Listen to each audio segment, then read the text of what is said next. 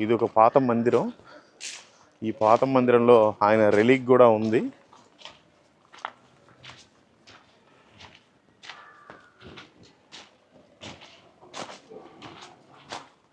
ఇక్కడ లోపల అన్ని తాటాకులతోటి కూడా బైబిల్ గ్రంథం ఉంటుంది అప్పట్లో.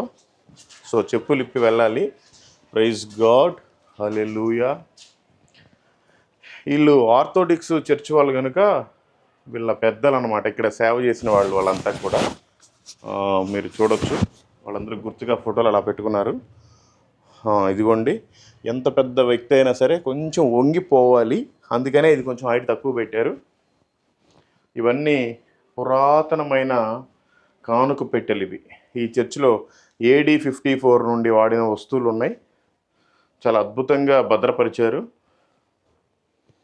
ఇవ్వండి, ఇవన్నీ అప్పట్లో సేవకులు ఎవరో వేసుకున్న చెప్పులను కూడా ఇక్కడ ఉంచారు. సో వీళ్ళు దీంట్లో సాంబ్రాణి అది ఇది వేస్తూ ఉంటారు అప్పటి నుండి ఆ చర్చ్ ప్రకారం. ఇంకా చూసినట్లయితే ఇవ్వండి, ఇవన్నీ కూడా చర్చికి సంబంధించిన, ఆర్థోడాక్స్ చర్చికి సంబంధించిన పనిముట్లు. ఇదొక హుండీ. ఆ తర్వాత ఇది వాళ్ళు ఏదో జపం చేస్తారేమో మరి, మేబీ అది. అప్పట్లో ఈ ప్రాంతం అంతా హైట్గా ఉండేది, దానికి సంబంధించింది. ఇదిగోండి సిలువ, అప్పట్లో పాతవి. సో చేత్తోటి వేసిన ప్రింట్ అది.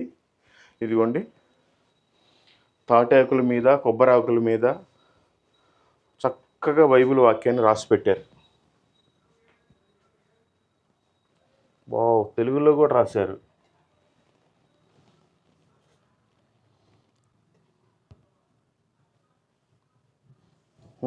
తెలుగులో కూడా రాశారు. ఇదంతా కూడా తెలుగులోనే సంస్కృతంలో కూడా రాసినట్టుగా ఉంది ఇక్కడ. మరి రైటింగ్ అయితే కొంత అర్థం కూడా అవ్వట్లేదు. బాగుంది. అప్పట్లో బైబిల్ ఇలా ఉండేది. సో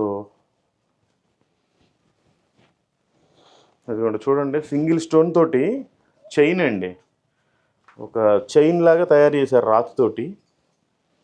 ఆ తర్వాత ఇవన్నీ బావి గిలకలు, ఇసనకర్రలు అప్పట్లో అలా తయారు చేశారు. అట్లాగే మనం చూసుకున్నట్లయితే ఈ లోపలికి ఒక రూమ్ ఉంది.